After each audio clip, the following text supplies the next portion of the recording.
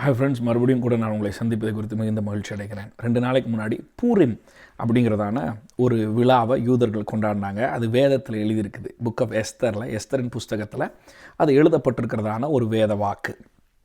இப்படி தேவன் மொர்தகாய் அப்படின்றதான ஒரு யூத மனுஷனையும் அவனுடைய எல்லா ஜனங்களையும் ஆமான் அழித்து விட வேண்டும்னு திட்டம் போட்டார். ஆமான் யாருன்னு கேட்டால் ஒரு எதிரி, தேவனுடைய திட்டத்துக்கு ஒரு எதிரி. சில நேரத்தில் நமக்கு பல எதிரிகள் எழும்பும் போது நமக்கு கேள்விகள் வரும். ஏன் இப்படி எனக்கு எதிர்ப்பாக வருது, ஏன் இப்படி எதிர்க்கிறாங்க அப்படின்னு கேட்டால், ஆதியாகமம் 3ஆம் அதிகாரம் 15ஆம் வசனத்தில் முத தேவன் சுவிசேஷத்தை சொல்லுகிறார். க்ரீக்கில் சொல்லும்போது சொல்லுவாங்க புரோட்டோ இவாங்கிலியான். அப்படின்னா இவாஞ்சலிசம் அல்லது இவாங்கிலியான், அந்த காஸ்பலுடைய முதல் இவாங்கிலியான் அப்படின்றதுக்குரிய அர்த்தமே என்னென்னா நற்செய்தி. அந்த நற்செய்தியினுடைய முதல் புரோட்டோடைப்பே ஆண்டவர் தான் சொல்கிறாரு. பாவம் செஞ்சவுடனே நம்ம எல்லாம் என்ன பார்த்தோம்? பாவத்துடைய தண்டனையை தான் பார்த்தோம். ஆனால் பாவம் நடந்தவுடனே ஆண்டவர் எதை பார்த்தார் தெரியுமா? பரிகாரத்தை பார்த்தார். எப்படி இருக்குது பாருங்கள் வார்த்தை. எப்படிப்பட்ட தேவனை நம்ம ஆராதிக்கிறோம் பாருங்கள். நம்முடைய தேவன் அவ்வளோ பெரியவருங்க. அவர் பரிகாரத்தை பார்த்தார். எப்படிப்பட்ட பரிகாரத்தை பார்த்தார்னா, வாட், நீ முடிச்சுட்டேன்னு நினச்ச, நான் எப்படி மீட்க போகிறேன்னு பாரு. எதிரி பல நேரத்தில் இப்படி தான் சொல்லுவான், முடிஞ்சிருச்சு, நீ பாவம் பண்ணிட்டா முடிஞ்சிருச்சு, நீ தப்பு பண்ணிட்டுனா முடிஞ்சிச்சு, நீ இங்கே பண்ணனால தான் இதை நீ அனுபவிக்கிற சாபம் அது இது. கர்த்தர் என்றைக்குமே பரிகாரிங்க. அவர் அடுத்து மாற்றுறதுக்கு உண்டான திட்டம் அவர்கிட்ட இருக்குது. அவர் ஞானம் பெரிது. எதிரி ஜெயிச்சிட்டேன்னு நினச்சாலும் கர்த்தர் அவருடைய திட்டத்தை கொண்டு பெரிய காரியங்களை செய்ய வல்லமை உள்ளவராக இருக்கிறார். I want to pray this over you. I want to speak this over you. எந்த சூழ்நிலையில் இருந்தாலும் சரி, எத்தனை எதிர்ப்புகள் மத்தியில் இருந்தாலும் சரி, எத்தனை போராட்டங்கள் மத்தியில் நீங்கள் நின்று கொண்டு இருந்தாலும் சரி, சாத்தான் உன் வித்துக்கு ஆயத்தம், அவன் எதிரியாக இருக்கிறான். அப்படி தான் சொல்கிறார் ஆண்டவர். அவள் வித்தை கொண்டு உன் வித்துக்கும் அவள் வித்துக்கும் ஒரு பகையை உண்டு பண்ணுவேன். அவன் அந்த பகையிலே இருக்கிறான். ஆனால் கர்த்தர் நம்மளே கொண்டு அவனை ஜெயிக்க போகிறாரு. ஏற்கனவே தன் குமாரை கொண்டு ஜெயிச்சிட்டாரு. இந்த ஜெயத்தை நம்மளும் அந்த ஜெயத்தினுடைய பங்காளிகளாக இருக்கிறோம், உடன் பங்காளிகளாக இருக்கிறோம். அந்த ஜெயம் நம்முடையது. சிலுவையில் ஏற்பட்ட ஜெயம் அது நம்முடைய ஜெயமாக இருக்கிறது. அப்போ இந்த ஆமான் பற்றி இது ஒரு கதை கிடையாது, நல்லா தெரிஞ்சுக்கணும். 485 ஆண்டிலிருந்து 464 பிசி வரைக்கும் இது நடந்த கதை. ஜெர்சஸ் 1 அப்படின்ற ஒரு ராஜாவுடைய கதை இது. எஸ்தர் யாருன்னு கேட்டால் ஒரு அனாதை பெண்ணுன்னு சொல்லலாம், இல்லை குடும்பம் இல்லாத ஒரு பெண்ணுன்னு சொல்லலாம். அவளுக்கு யாரும் கிடையாது. என்ன நடந்துச்சுன்னு தெரியாது. ஒருவேளை யுத்தத்தில், ஏன்னா அவங்களாம் அடிமையாக வந்திருக்கிறாங்க, யுத்தத்தில் செத்து போனாங்களா இல்லை கால சூழ்நிலாம் செத்து போனாங்களான்னு தெரில. சில நேரத்தில் நமக்கு வாழ்க்கை எப்படி இருக்குன்னா விக்டிமாக இருக்கும். ஏதாவது என்ன சொல்கிறேன்னா, கால சூழ்நிலையினால் காயப்பட்டவர்களாகவோ இல்லை கால சூழ்நிலையினால் தவித்து கொண்டிருக்கிறவர்களாகவோ சில நேரத்தில் நம்முடைய வாழ்க்கை இருக்கும், ஒரு விக்டிம் போல். அப்போ அவரை அவருடைய சொந்த அங்கிள் தான் அவரை வளர்த்து வராரு. இந்த நேரத்தில் அவளுக்கு ஒரு தயவு கிடைக்கிறது. இந்த பிரசங்கத்தை நான் 3 தலைப்புகளாக பிரித்திருக்கிறேன். ஆமான் இந்த மைண்ட், மனதை தாக்குகிறதான ஆமான் யார்?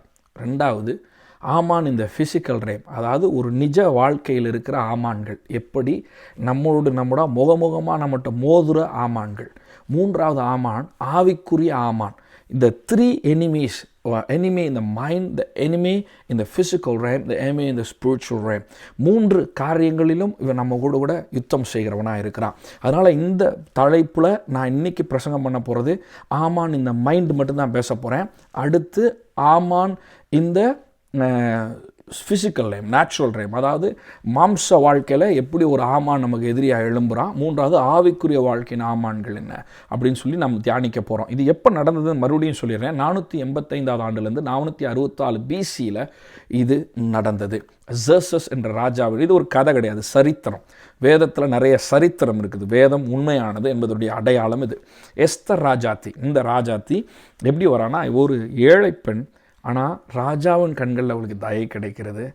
தயை நிமித்தம் இன்றைக்கி மிகப்பெரிய போராட்டம் என்னன்னு சொல்லலாம். கிறிஸ்தவனுடைய விசுவாசத்தில் தேவனுடைய தயை, தேவன் கொடுக்கிறதான அனுக்கிரகத்தை பெற்றுக்கொள்ள முடியாத அளவுக்கு நமக்குள்ள ஒரு மாம்சத்தில் சிந்தையில் ஒரு தடை இருக்குது. எப்படின்னா, எதையுமே நம்ம வேலை செஞ்சு வாங்கும்போது நமக்கு ஒரு கௌரவமும் ஒரு பெருமையும் உண்டாகிறது. முதல்ல எங்கள் அப்பா காருக்கு லோன் கட்டிக்கிட்டு இருக்கும்போது அந்த காரை நான் தான் ஓட்டுவேன், எங்கள் அப்பா ஓட்டவே மாட்டார். அப்போ நான் சொல்கிறேன், நான் இந்த லோன் கட்டுறேன், இந்த காரை நான் பார்த்துக்கிறேன் அப்படின்னா எனக்கு ஒரு பெரிய கர்வங்க. அப்பா என்னமோ இத்தனை நாள் எங்கள் அப்பாவுக்கு நான் தான் சோறு போட்டு வளர்த்த மாதிரி, அப்படியே ஒரு மிடுக்கு, ஒரு கௌரவம். நான் அதை பண்ணிட்டேன், நான் காருக்கு நான் தானே காசு கட்டுறேன், எதை கேட்டாலும். அப்போ ஏதோ ஒரு சின்ன காரியத்தை செஞ்சுட்டு நமக்கு ஒரு பெரிய மிடுக்கு வந்துடுது. ஏன்னு கேட்டால் நம்ம சம்பாதிச்சு ஒரு காரியத்தை செய்யும்போது நமக்கு ஒரு பெருமை, ஒரு பெரிய பெருமை. ஆனால் நல்லா தெரிஞ்சுக்கணும், தயவை பெற்றுக்கொள்கிறதுக்கு தாழ்மை வேணும். எப்படிப்பட்ட தாழ்மைனா, எதுவுமே இல்லாத நேரத்தில் எப்படி கேட்பீங்க என்று அன்றைக்கி ஒருத்தர் சொல்லிட்டு இருந்தார். சபைக்கு போனோன்னா இதை செய்யுங்க அதை செய்யுங்கன்னு பிரசங்கம் பண்ணுறாங்க. பாஸ்டர், ஒரு நடக்கிறவனை பார்த்து லெஃப்டில் போ ரைட்டில் போன்னு சொல்லலாம், நடக்கவே முடியாதவனுக்கு என்னையா செய்யன்னு கேட்டார். நிறைய பேர் அப்படி இருக்கிறாங்க.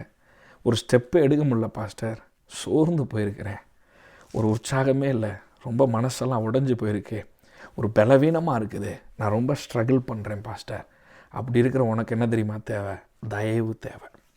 இந்த ஆமான் வந்து பேசுவான், உனக்கெல்லாம் தயவு கிடைக்காது.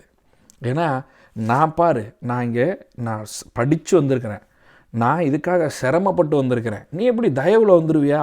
உனக்கு வந்து கடவுள் தயவு பண்ணி நீ பாட்டுக்கு வந்துடுவியாங்க? தயவில் நீ அங்கே வந்தாலும் அங்கே அதை எப்படி ஹேண்டில் பண்ணுவேன்?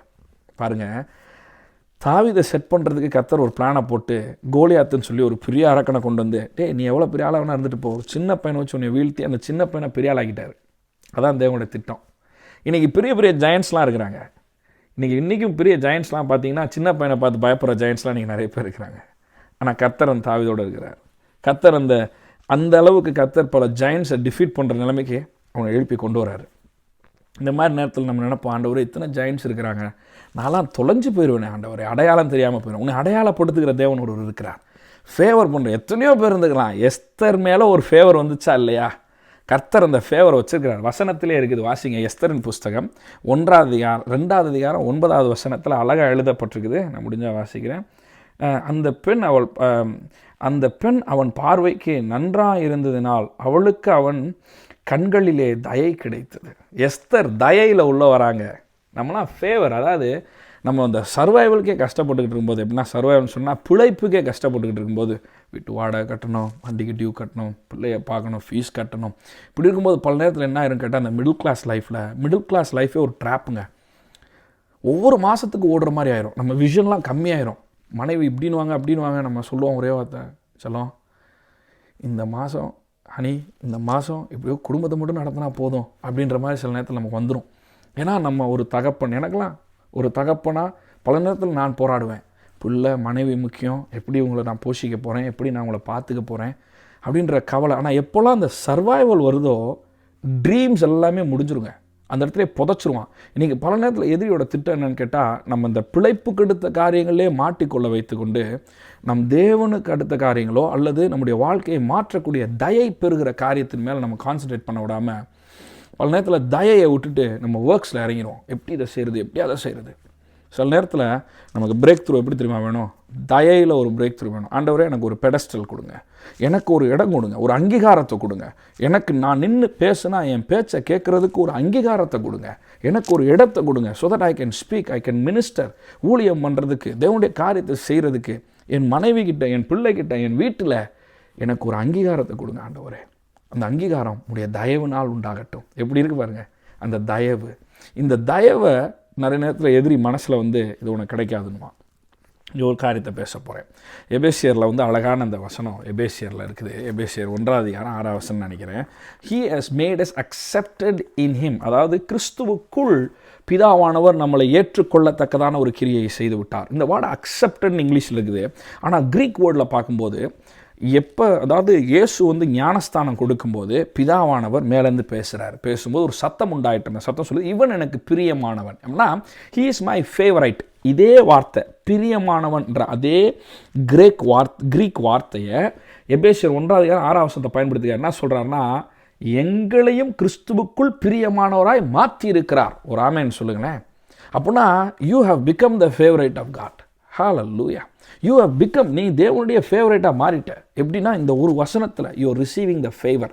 புக் ஆஃப் எஸ்தரில் 3 பகுதி பேச போகிறேன்னு சொல்லிக்கிறேன். இந்த முதல் பகுதி பேசிகிட்டு இருக்கிறேன். ஆமான் சிந்தையில் இருந்துட்டு நம்முடைய விசுவாசத்தை குலைப்பான். ஃபெய்த் இஸ் தி அஷூரன்ஸ்னு எழுதுகிறாங்க ஹீப்ரூவில். நம்பப்படுகிறவர்களையும் உறுதியும். அந்த வார்த்தை அஷூரன்ஸ்ன்ற வார்த்தையை பார்த்தீங்கன்னா க்ரீக்கில் எப்படி எழுதியிருக்குன்னா டீடுன்னு எழுதியிருக்குது. டீடுன்னா என்ன சொல்லணும்னா பத்திரம், அதாவது கையெழுத்திடப்பட்ட பத்திரம்.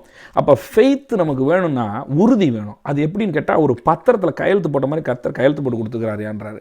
அப்போ அந்த பத்திரம் எப்படி எனக்கு கிடைக்குன்னா அன்பின் பத்திரம். குமாரன் எனக்கு ஒரு பத்திரம்யா. ஹோலி ஜீசஸ் கிரைஸ்டோடு இருக்கிற உறவு எனக்கு ஒரு சைன் டீடு மாதிரி, அது எனக்கு ஒரு பத்திரம் மாதிரி. அப்படின்னா அந்தளவுக்கு உறுதி எனக்கு அவருக்குள்ளே இருக்கிறது. பல நேரத்தில் எதிரி உனக்கு கிடைக்காதுன்னு சொன்னான்னா நீ தைரியமாக நம்பு. கர்த்தாவே எனக்கு ஃபேவர் பண்ணுங்கப்பா, நான் ட்ரீம் பண்ணத்தக்க அளவுக்கு எனக்கு ஃபேவர் பண்ணுங்கள். ஒரு தொழிலை தொடங்கத்தக்க ஒரு இன்வெஸ்ட்மெண்ட்டுக்கு ஒரு ஃபேவர் பண்ணுங்கள். எனக்கு ஒரு பொசிஷனுக்கு ஃபேவர் பண்ணுங்கள். இப்போ நல்லா எடுத்துகிட்டா நான் ஒரு இவாஞ்சலிஸ்ட். நான் பல இடங்களில் கத்தின கதவுகள் திறந்தால் தான் நான் பிரசங்கள் பண்ண முடியும்.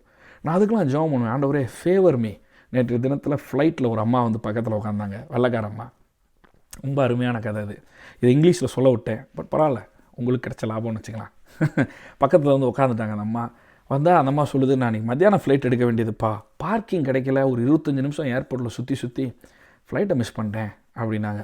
பார்த்தா பாரு, நான் இப்போ இந்த ஃப்ளைட்டில் வந்திருக்கேன். நாங்கள் பக்கத்தில் உட்காந்தாங்க, பேச ஆரம்பிச்சுட்டு கேட்டாங்க, நீ என்ன பண்ணுறீங்கப்பா அப்படின்னாங்க. நான் ஒரு இவாஞ்சலிஸ்ட்டுங்க அப்படின்னு சொன்னேன். அவங்களுக்கு ஒரே ஹாப்பி ஆகிடுச்சு. அவங்க சொன்னாங்க, நான் ஒரு பாஸ்டரோட புள்ள.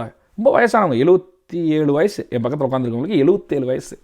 அவங்க சொல்கிறாங்க, நானும் ஒரு பாஸ்டரோட புள்ள, எங்கள் அப்பா ஒரு இவாஞ்சலிஸ்ட் வாழ்க்கைனா எனக்கு என்னன்னு தெரியும் அப்படின்லாம் பேசிகிட்டே இருந்தவங்க திருதுப்புன்னு ஒரு செக் புக் எடுத்து எனக்கு ஒரு கையெழுத்து போட்டு கையில் ஒரு ஆஃபரிங்கை கொடுத்துட்டு சொன்னாங்க, இங்கே பாரு, உனக்கு நான் ஒரு காரியம் செய்யணும்னு நான் விரும்புகிறேன். என்னுடைய சீனியர் பாஸ்டர் எனக்கு மகன் மாதிரி. அவங்களுக்கு நாங்கள் நிறைய செஞ்சுருக்கிறோம். அது பல விதமாக எங்களுக்கு தொடர்புக்குது. நான் வந்து என்னுடைய சீனியர் பாஸ்டர் என்னுடைய சீனியர் பாஸ்டர் இன்ட்ரடியூஸ் பண்ண போகிறேன். நான் நினைக்கிறேன், நான் ஃப்ளைட்டை மிஸ் பண்ணது வந்து தேவனுடைய திட்டம். நான் உன்னை சந்திக்கணுன்றது இருக்குது, உன் பக்கத்தில் உட்காரணுன்றது இருக்குது. பாருங்கள், நான் ஒரு நிமிஷம் யோசிக்க ஆரம்பித்தேன். ஒரு ஃப்ளைட்டில் போய்கிட்டு இருக்கும்போது கூட தேவனுடைய தயவு செயல்பட ஆரம்பிக்கிறது. இந்த மாதிரி நிறைய கதைகள்னால சொல்ல முடியும். என் வாழ்க்கையில் பல பேரோட வாழ்க்கையில் சொல்ல முடியும். தயை.